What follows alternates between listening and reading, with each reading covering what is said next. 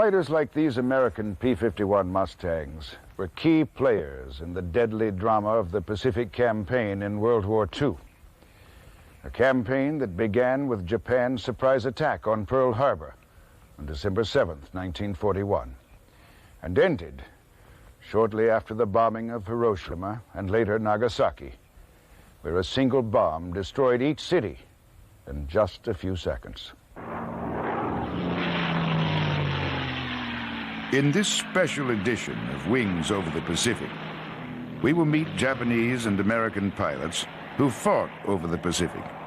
Through archival footage and reenactments, we will see their aircraft in action and relive the major aerial campaigns of a battlefield that covered nearly 1/3 of the Earth's surface.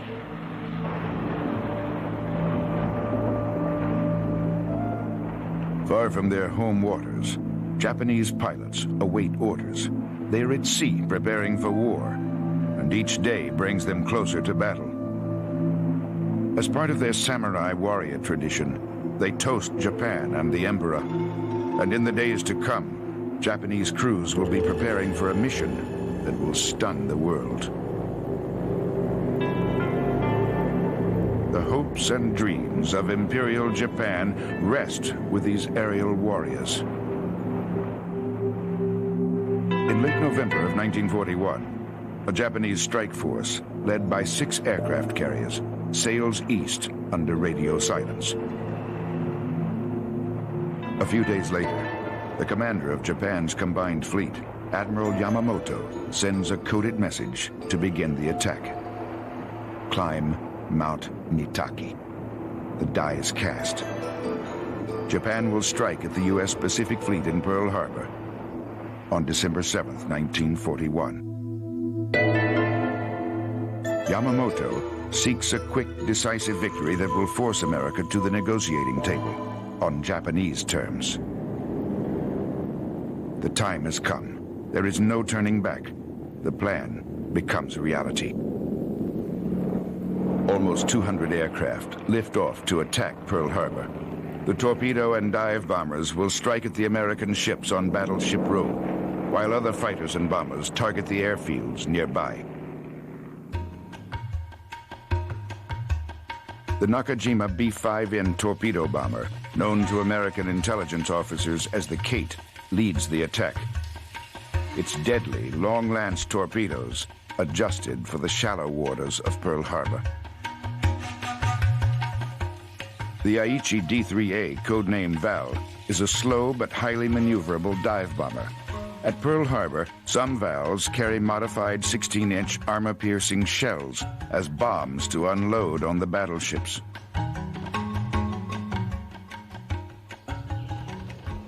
On this fateful December morning, the naval base and the men at Pearl Harbor are peaceful. The aircraft at Hickam Field are neatly lined up as if ready for inspection.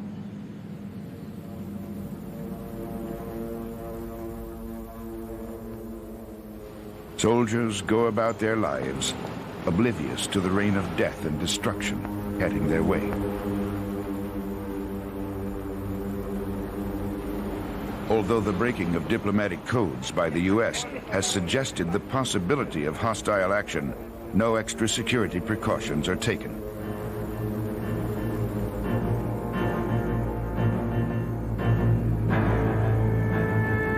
At 7:49, the first wave of Japanese aircraft attack. The surprise is total. Failure to heed radar warnings proved disastrous, and ships at dock are easy targets for Japanese bombers.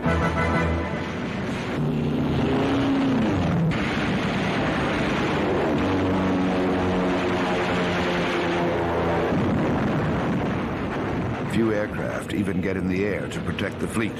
Most of the American planes are destroyed on the ground when the Japanese strike the airfields. For the U.S. Navy, there is but one consolation. Its carriers are out to sea, safe from the attack.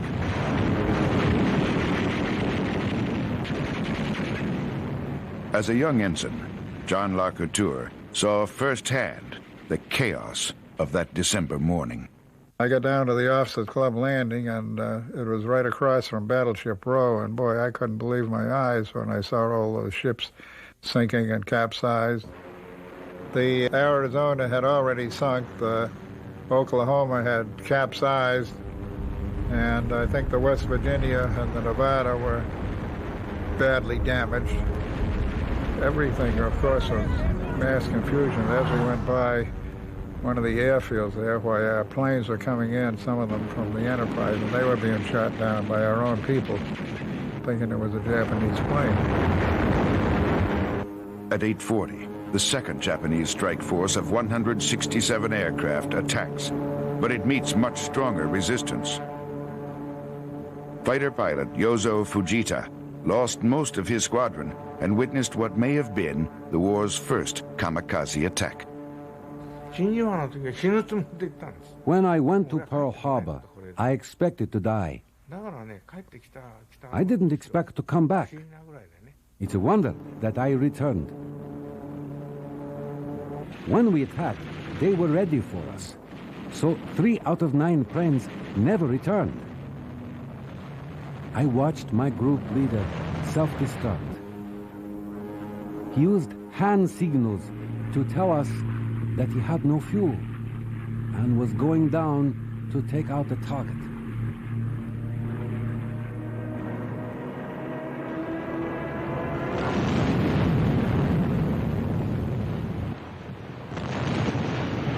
Dense smoke from damaged ships hampers the second attack. Heavy resistance and the unknown location of American carriers caused the Japanese to break off the assault. At the end of the day, 18 American warships lie sunk or severely damaged in the shallow waters of Pearl Harbor. Nearly 200 aircraft are destroyed, most never having gotten off the ground. More than 2,400 soldiers, sailors, and Marines perish defending the fleet. The Japanese lose only 28 aircraft and less than 50 men. For those who survive it, the attack on Pearl Harbor is a swift, intense preview of the ferocious air and sea war that will soon envelop the Pacific. In the war in the Pacific, the battlefield is limitless sky and endless ocean, a campaign far different from the landlocked battlefields of Europe. Aircraft carriers rule the seas. They are mobile airfields, launching aircraft to strike at targets hundreds of miles away, and important targets themselves. It is truly an aerial war, and men, their ships, and their aircraft will determine the victor and vanquished of the Pacific campaign.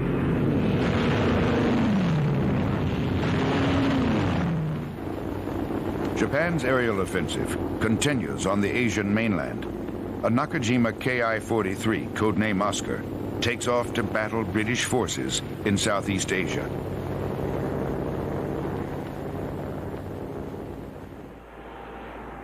In 1941, this is the Japanese Army's most common fighter, and though armed only with a pair of 7.7mm machine guns, its maneuverability makes it a tough opponent for Allied aircraft in the early days of the war.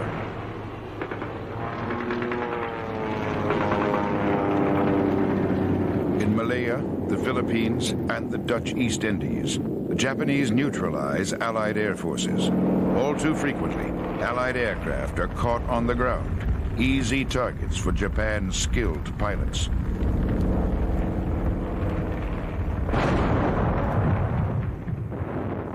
Battle-hardened Japanese troops advance with lightning speed. They easily defeat the poorly trained British troops, unaccustomed to fighting in the jungles of Southeast Asia. The British will make their last stand at Singapore, known as the Gibraltar of the East.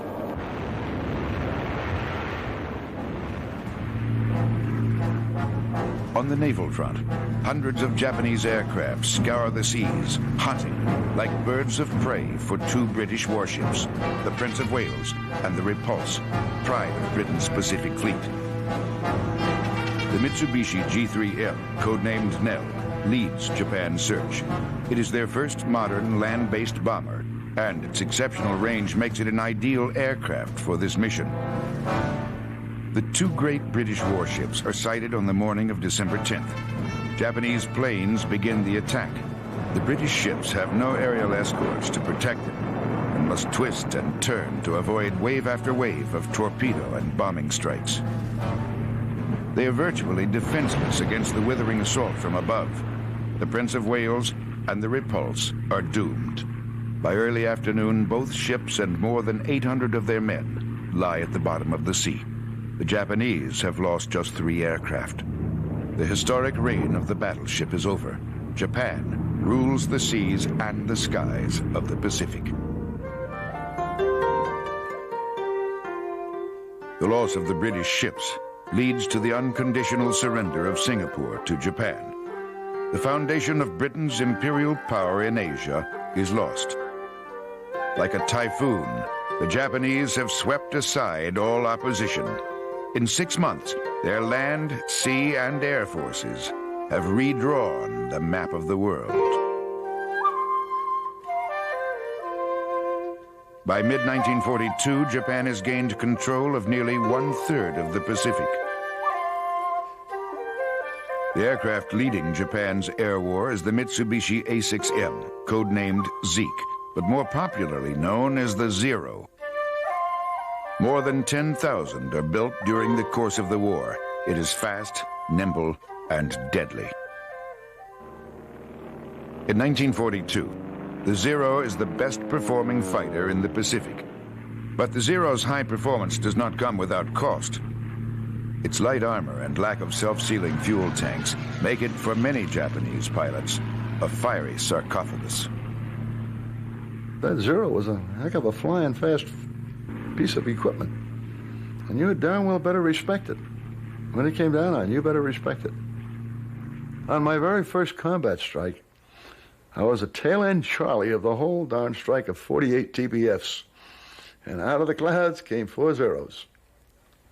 And I hear my gunner screaming, I got one, I got one. I said, shut up and get another. He did. If you like to fly, you would prefer this airplane. We often wondered why the Japanese Zero did so many useless nip-ups. Well, I tell you why they did it. Pilots enjoyed it. It was a fun airplane.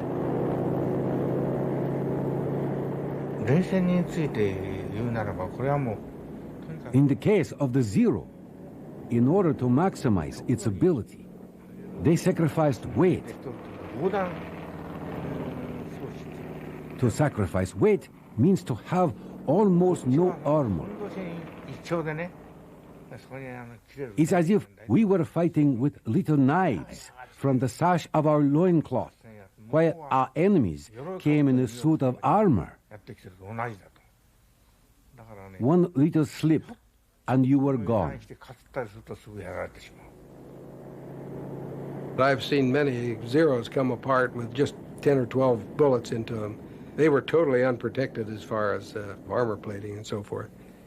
I think as far as the pilot experience goes, the Japanese at that time were very experienced pilots. They were excellent gunners, and the only way we survived was the fact that we had a more rugged airplane. The Grumman F-4F Wildcat is the Navy's only carrier fighter at the start of the war. It is a tough, rugged aircraft with self-sealing fuel tanks and an armored body that will save many a pilot's life. The toughness of the Wildcat, along with its 650 caliber machine guns, enables pilots to hold their own against the more maneuverable Zero fighters. As war rages in the Pacific, back home, America is on the lookout. Air defenses are readied as the country prepares for war.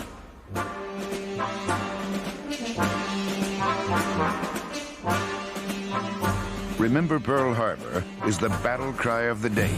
Thousands of young men enter the service.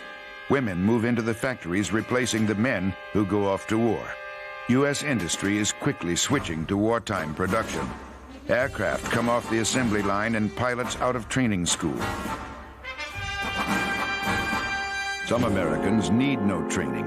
In China, the American Volunteer Group, later known as the Flying Tigers, is ready for combat.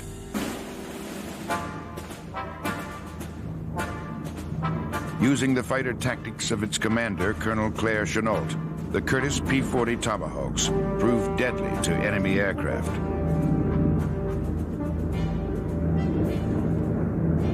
Flying Tiger veteran Ed Rector remembers Chennault. Chennault would lecture each arriving group at 7 a.m. in the morning, a half-hour to 45-minute lecture, and then at 8 o'clock we would be out practicing tactics and maneuvers. He knew the Japanese Zero better than anyone. He had analyzed it. He said, do not ever try to turn with a Zero. If you do, he will turn inside you within 2 turns and get you.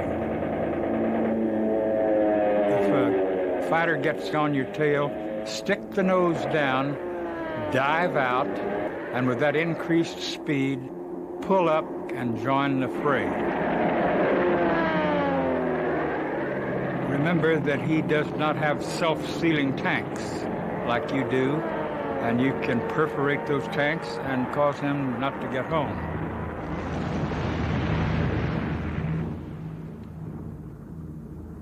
With their distinctive shark-tooth paint job, the P-40s make good their image as vicious predators. Their half-dozen 12.7 millimeter machine guns are deadly, and their sturdy construction enables them to survive.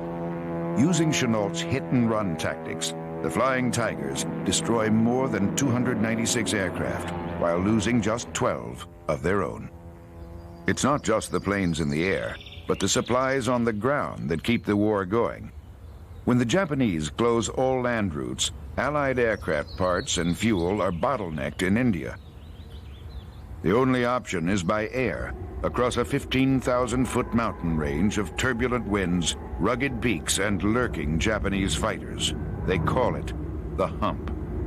Using aircraft like the Curtiss C-46 Commando, the air bridge to China becomes a lifeline to Allied ground and air forces. We got by with less than 1/4 of the materiel of fighter groups, say, in Europe.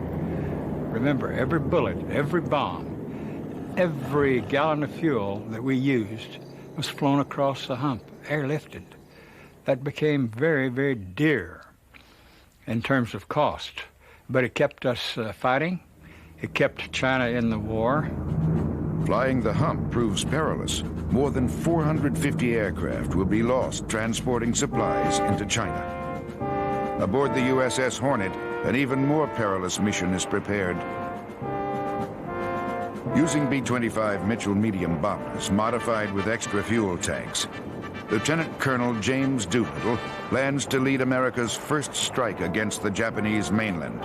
Doolittle's bold plan is to launch his land-based B-25s from the Hornet, attack Japan, then land in China after the strike. And by returning a captured Japanese medal, he will be sending a personal message to Tokyo. Doolittle's pilots have been practicing mock carrier takeoffs for weeks. But are they ready for the real thing? Will the heavy planes make it into the air with such a short takeoff? Airman Roy Stork remembers taking off. We'd cross our fingers and do a Hail Mary and say, well, I hope this joker gets off. I thought the plane was going to vibrate apart. Everything was shaking, and then when we released the brakes, it smoothed out. We just jumped into the air. We had to push forward on the stick to keep from stalling out. It was amazing, much more than we expected. It was thrilling, believe me, it was thrilling.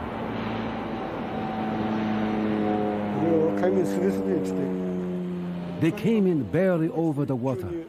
When it lifted up, we saw a star on the side of the plane and realized it was an American plane flying over us to bomb a target. America was so brave to fly land-based planes off carriers. The low-flying B-25s meet little opposition as they strike Tokyo and 3 other Japanese cities.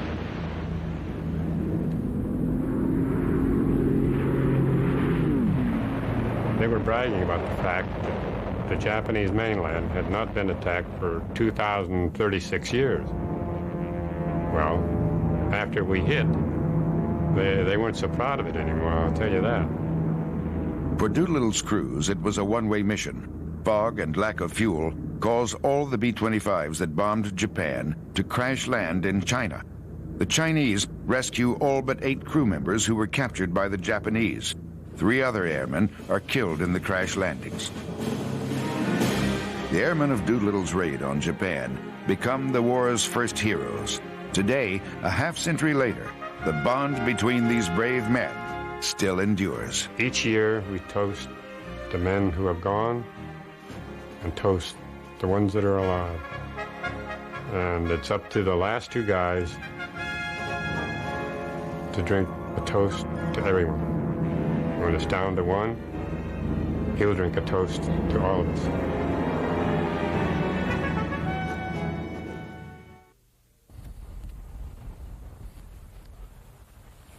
The B-25 was made famous by the Doolittle raid on Tokyo and was a very versatile and popular aircraft. By the end of the war, American workers had manufactured nearly 10,000 of them. Many of these B-25s were sent to the Pacific with the mission of punishing and destroying Japanese naval and army forces. Winning the air war over the Pacific requires more than just a stout heart and steady hand. The seeds of our victory are found in the industrial heartland of America, in its capacity and determination to outproduce the enemy. This is a victory also made possible by the men and women on the home front, who worked day and night to produce hundreds of ships and thousands of aircraft. In 1942, only 3 American aircraft carriers are afloat. A year later, there are more than 50. By the end of the war, more than 100. By adapting civilian mass production techniques to military hardware, the United States is able to outproduce Japan. At the time of Pearl Harbor, the U.S. had 17,000 aircraft on hand throughout the world. The Japanese, almost 7,000. By 1945, when the Japanese reach that level of 17,000 planes, they will face more than 100,000 American aircraft. To launch and retrieve aircraft is risky, backbreaking work. It is a dangerous dance between men and machines on a flight deck in constant motion.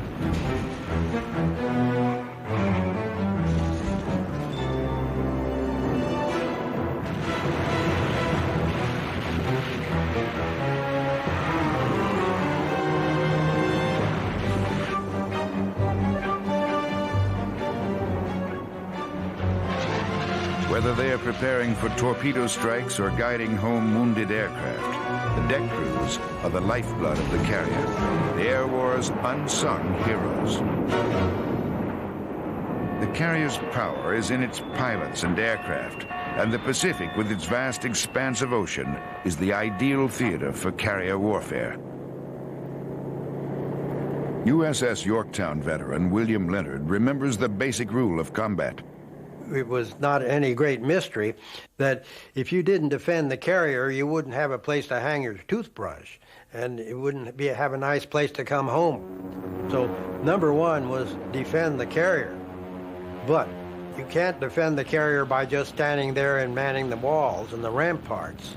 You have to go out and get to the place where the trouble starts and try to put that place out of business.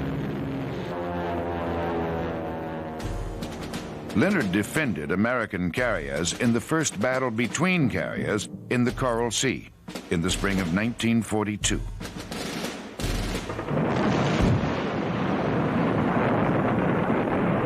The Battle of the Coral Sea is 2 days of chaotic fighting, a shootout among obscuring clouds and mists. For the flight crews of the American carriers, it will be a trial by fire as they test themselves against veteran Japanese fighter and bomber pilots. Both sides have difficulty in finding and identifying their opponents. At one point, Japanese aircraft even attempt to land on American carriers. At the end of the battle, despite losing a carrier, the U.S. Navy has stopped the enemy's expansion into New Guinea and destroyed Japan's aura of invincibility. The stage is now set for the most decisive naval battle of the Pacific Campaign at a place called Midway. Chester W. Nimitz, commander of the Pacific Fleet, using information obtained from broken Japanese secret codes, orders 3 American carriers to Midway. Here, the task force will intercept Yamamoto's battle group of 6 aircraft carriers. On Midway Island, it becomes a waiting game.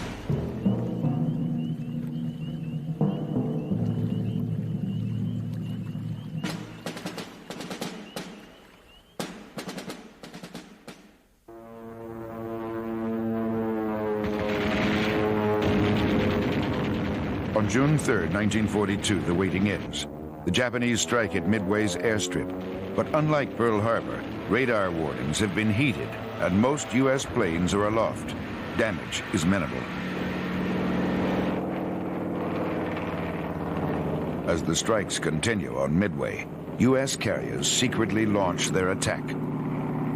What killed the Japanese attack at Midway? It was dive bombers. The dive bombers were able to dive on 3 of the Japanese carriers without any fighter opposition. And you say, well, where were all these vaunted Japanese Zeros? Well, I'll tell you where the Zeros were. They were down at sea level, practically, shooting at our torpedo planes. The Japanese, for a very good reason, were terrified at the thought of torpedo attack from torpedo planes.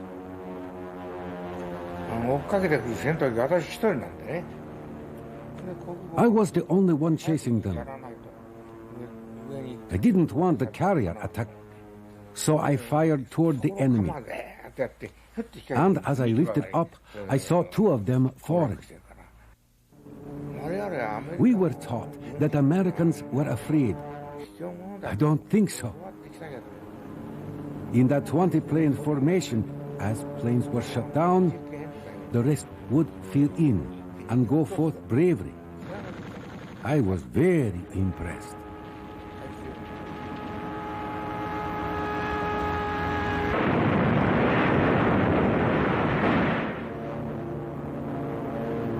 Basically, it was the torpedo planes that kept the fighters down.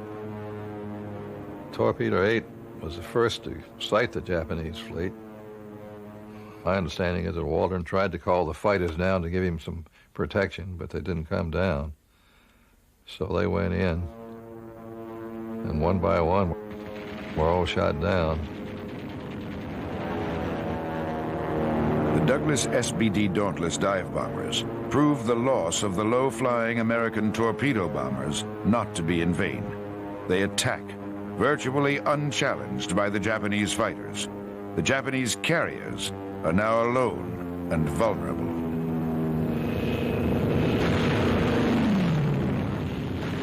The dive bombers came in, and there were no fighters. They just had a clear shot.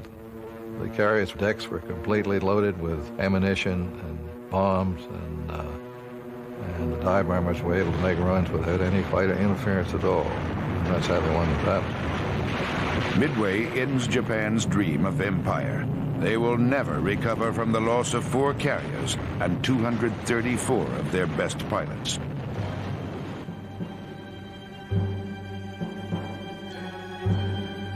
Two months after Midway, the Pacific War shifts to the Solomon Islands, where Japan will lose its more experienced pilots, many of them at Guadalcanal, which became known to the Japanese as the Island of Death.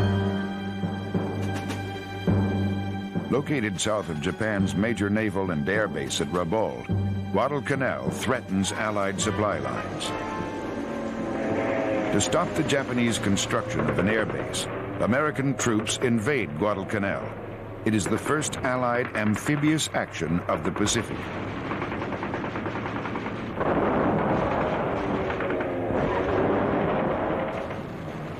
The Guadalcanal campaign is the beginning move of a land, sea, and air campaign to recover the Solomons and force Japan from Rabaul.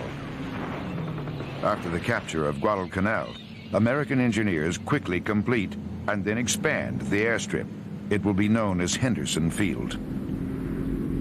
When we got to Guadalcanal, I didn't believe that you could be standing in mud and have dirt blowing in your face. That was the darndest bit of island I've ever been on in my life. For the next 6 months, U.S. troops defend Henderson Field from land, sea, and air attacks as the Japanese seek to regain control of the island. The long-range capabilities of their bombers and fighters allow Japanese strikes against Guadalcanal from as far away as Rabaul. Leading many of the Japanese bombing missions is the Mitsubishi G4M, codenamed Betty. It has great range, but like so many Japanese aircraft, it offers little armored protection for its 7-man crew. From August to November of 1942, nearly 100 Japanese Bettys are lost at Guadalcanal. Avenger pilot Doug LaPierre recalls a Betty nicknamed Washing Machine Charlie. Washing Machine Charlie was the Japanese bomber that came down to the islands every night just to annoy people and drop 1 or 2 bombs and keep you awake. We had one night run against Rabaul where we all flew in over Hospital Ridge and dropped torpedoes. And the fun part of that one was Washing Machine Charlie was returning to Rabaul as we were flying out. All the searchlights, Japanese searchlights, went up on poor old Washing Machine Charlie, and I could just picture what he was screaming down at him, and they shot him out of the sky as we ducked out of there about 50 feet above the water and went home. LaPierre's plane, the Grumman TBF Avenger, originally designed solely as a torpedo bomber, proves so adaptable that it soon becomes the only bomber an aircraft carrier needs. Grumman would build over 10,000. And by 1943, the Avenger would be the most common of carrier bombers. When the TBF went aboard ship, it was the heaviest and largest carrier-based airplane that had ever been constructed. The government gave Grumman, who was the designer and the original manufacturer, a very simple requirement. They used what we lovingly referred to as the KISS principle. Keep it simple, stupid. Rugged and reliable, the Avenger helped stop Japan from retaking Guadalcanal. As Allied air forces gain control of the air, Japan is no longer able to support its troops isolated on many islands throughout the Pacific. In January of 1943, Japan abandons Guadalcanal. The prolonged battle has decimated the ranks of her veteran pilots. Those pilots had received 700 hours of flight training. By contrast, the new Japanese recruits receive only 150 hours. They are brave, but very inexperienced. We were able to rescue our pilots, put them back in with all the experience they had, and the Japanese kept losing pilots and obviously had no real replacements for them. As the war went on, we got stronger and they got weaker. Throughout the Pacific, Allied air power isolates Japanese garrisons. In New Guinea, control of the air enables American paratroopers to drop unchallenged behind enemy lines. Spearheading the drive to liberate New Guinea and the Philippines is the 5th Air Force. Using unorthodox bombing tactics, the 5th is relentless in its attacks on Japanese ships and bases. Their slowly descending parabombs allow low-flying aircraft to escape the shockwave of the released bomb's explosion. Another low-altitude bombing technique used by B-25s skips bombs into the side of an enemy ship. Other B-25s, modified with forward-firing guns, strafe enemy vessels. In the Bismarck Sea, they sink a troop convoy from Rabaul, ending Japanese aspirations in New Guinea. Despite the dominance of Allied air forces, the victories are not without pain and sacrifice. The burial at sea of a dead pilot in his battered plane is a sad reminder of the cost of war. For both sides, there will be many more pilots and planes committed to the deep before this war is over.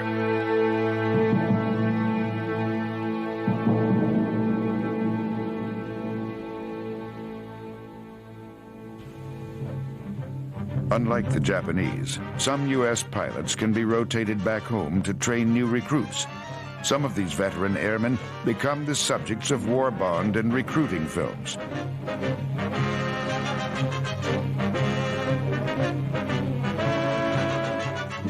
You see, it's a matter of teamwork. It's the plane and the engines and the guns. It's the pilot and all the rest of the squadron. It's the guys in the air and the crew on the ground. And you people back here who build the planes and push these changes through for us. The riveters, the welders, the assemblers, the foremen, and all the rest. I don't know how to say it exactly. It's just something you gotta feel. It's a team all pulling together. And when it's clicking right, well, you just can't beat it, that's all. Rated by many as the best fighter of the war, the F-4U Corsair is superior to the Zero in almost every performance category. Though early models have some difficulty landing on aircraft carriers at first, they soon become the plane of choice for many carrier pilots. I hate Corsairs because they shot down so many of my men. Just hearing the name makes me angry. Entering combat in 1943, the Corsair is one of the most effective Allied fighter planes of the war. Losing less than 200 of their own aircraft, Corsair pilots shoot down more than 2,000 enemy planes. A deadly partner of the Corsair is the P-38 Lightning. It is used extensively in Europe as well as the Pacific. It becomes famous in the Solomons as the aircraft that takes part in the longest fighter intercept operation of the war, the mission to hunt down Admiral Yamamoto. On April 18, 1943, an enemy Mitsubishi Betty bomber carrying Admiral Yamamoto departs on an inspection tour of Japanese bases. From monitoring secret Japanese codes, the Allies know the exact schedule of Yamamoto's mission. The order is given to intercept his plane. Loaded with extra fuel tanks to accommodate the 435-mile mission, 16 P-38s, led by pilot John Mitchell, prepare for the aerial intercept. As part of the kill team, Rex Barber's orders were to go after Yamamoto's plane. We knew we were after Yamamoto, and we had instructions from headquarters at all cost, get him. Well, we had to find him first, and then we had to get him. And we really thought we would fly up there and come back with nothing. We just didn't feel we'd find him. Because if you've done much flying, you know how difficult it would be to intercept an airplane on those conditions. That's what surprised everybody, was the bogey's 11 o'clock high call. There he was. For Zero pilot Kinji Yanagiya, it was a deadly surprise.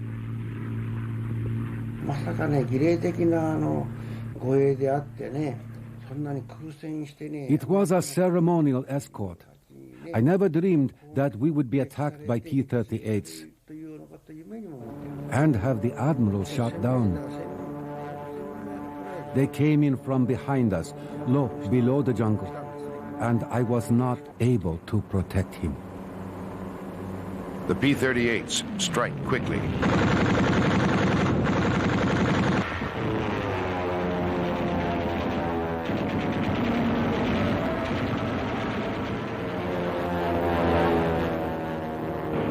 Yamamoto's aircraft, one of the two Bettys to go down, crashes through the jungle canopy. For Yamamoto, the war is over.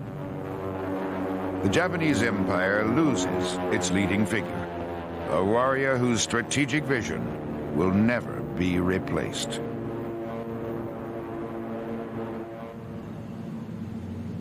By the end of the war, more than 8,000 P-38s have been built. Designed as a high-altitude interceptor, it uses its high speed and its superior altitude to dive at opponents, its nose-mounted cannon and 50 caliber machine guns blazing. The Lightning is deadly. It shoots down more Japanese aircraft than any other U.S. plane. The mobility and power of American carrier task forces enable the U.S. Pacific Fleet to attack anywhere in the Pacific. John Condon remembers the awesome scale of carrier operations. People were awestruck when they'd take off and go up and look, and as far as you could see, there were carriers and capital ships, battleships and cruisers, and just literally hundreds and hundreds of them. By 1944, Allied forces are advancing on the Philippines and closing in on Japan. Japanese and American carriers would duel again in the Marianas. In the Marianas, the Japanese fleet, supported by land-based bombers, waits for the advancing American forces. Though both sides have the same number of aircraft, there is now a great difference in the quality of those pilots and planes. We went home, came back in Hellcats, and it was a totally different war in Hellcats. By the time we got back, we had, for instance, we'd go on fighter sweeps. We'd have 250 fighters. They called us the Big Blue Blanket. Though less maneuverable than a Zero, the Hellcat is superior in speed, armor, and high-altitude performance. Over the course of the war, the Hellcat will shoot down more than 6,000 Japanese aircraft, 75% of all Navy kills, at a cost of 270 U.S. planes. The Hellcat was perfectly suited. It had armor, it had the firepower, it had the maneuverability, it had the performance that we needed, and it could do everything except really outturn a Japanese airplane on a one-on-one basis. And of course, with the tactics we used, very seldom did we get on a one-on-one basis. You know, we lived in the thing we called a target-rich environment. It was never a problem of finding them, it was a problem of surviving. We survived mainly because we just fired and forgot about them. And you turned and somebody else was there and you fired at them and you turned back immediately. And you had to keep turning to make sure your tail there's nobody sitting on your tail. We tried to keep the fight in the same area so that all of us could cover each other. And you can imagine what that is, a big melee with 40 or 50 airplanes just going all directions.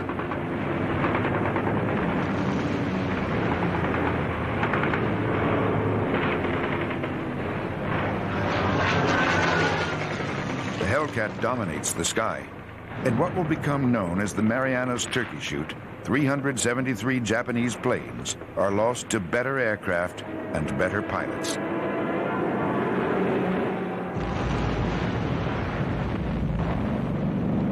From recently captured air bases in the Marianas, a new bombing campaign begins. The destination is Japan, and the aircraft, the Boeing B-29 Super Fortress. With its 141-foot wingspan and 20,000-pound bomb load, the B-29 is the largest and most powerful bomber of the war. It is also the most innovative. Heated and pressurized cabins allow the 10-man crew to work at high altitudes without oxygen masks and bulky flight gear. Its computerized gun control system allows the B-29's 12 50 caliber machine guns to provide deadly protection against hostile aircraft.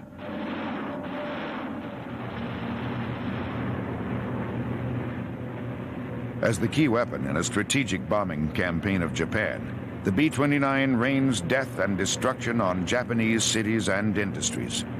Traditional bombing proves much less effective than firebombing, which burns to the ground huge portions of Japan's cities with their wooden structures.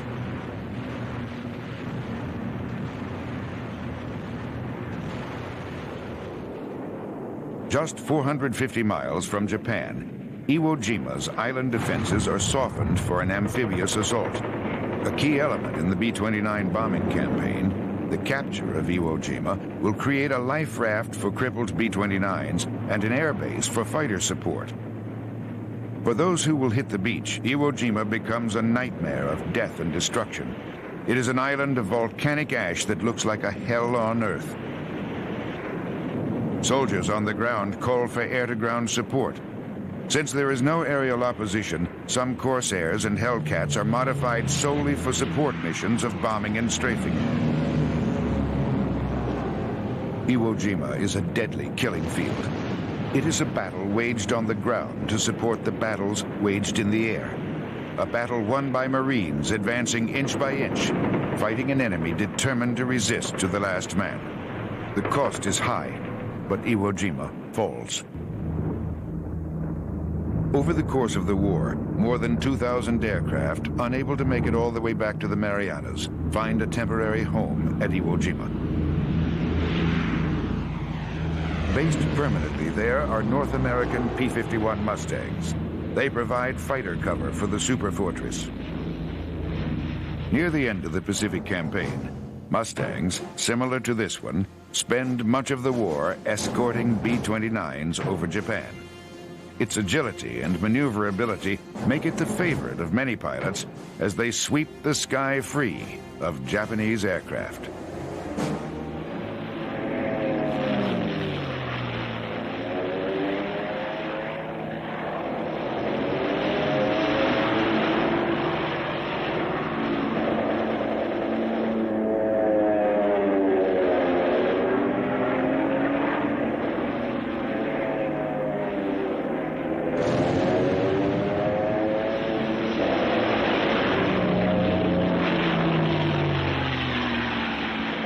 Free of escort duties, the Mustang is an effective fighter-bomber for tactical airstrikes against Japanese industries.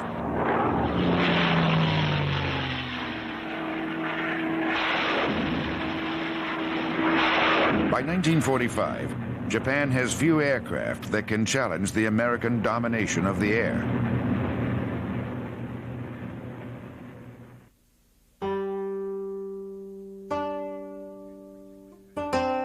Increasingly vanquished, growing ever more desperate, Japan now looks to the gods for a weapon to save the sacred homeland. That weapon will be the kamikaze. Their ceremonial headbands are symbolic ties to the warrior tradition and to the samurai ethic of self-sacrifice for the honor of one's ancestors, one's emperor, one's country. Such willingness to die for a cause makes the kamikaze pilots deadly weapons, against whose lethal suicidal attacks there is little defense. Since their deaths are deaths of honor, to face a kamikaze attack is to face a force that goes beyond planes and bombs to a deeply spiritual dedication. The kamikaze are human bombs, their missions one-way flights to death and eternal glory. There are two types of kamikaze. The veterans, like myself, who lost at Rabaul, lost at the Philippines, and stayed alive. Later, there were young ones from the mainland. Those people who had only flown for half a year. I didn't understand these student soldiers who wished to die as a kamikaze. Many of the veterans had seen most of their comrades shot down and were losing hope. So this was the only way out.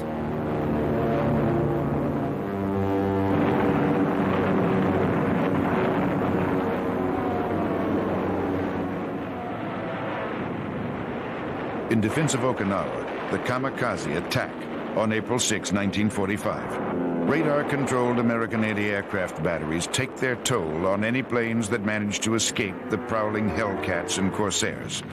The kamikaze sink 26 ships at a cost of more than 1,900 of their own aircraft. But for all of its power and will, Japan's suicide weapon will not be able to protect its homeland from the final American attack.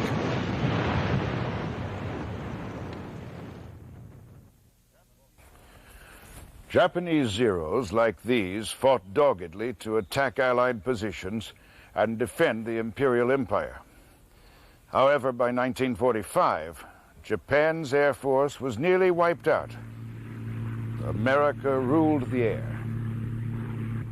Its scientists had produced the only weapon that could tame the unconquerable spirit of the Japanese, who were prepared to resist to the last man.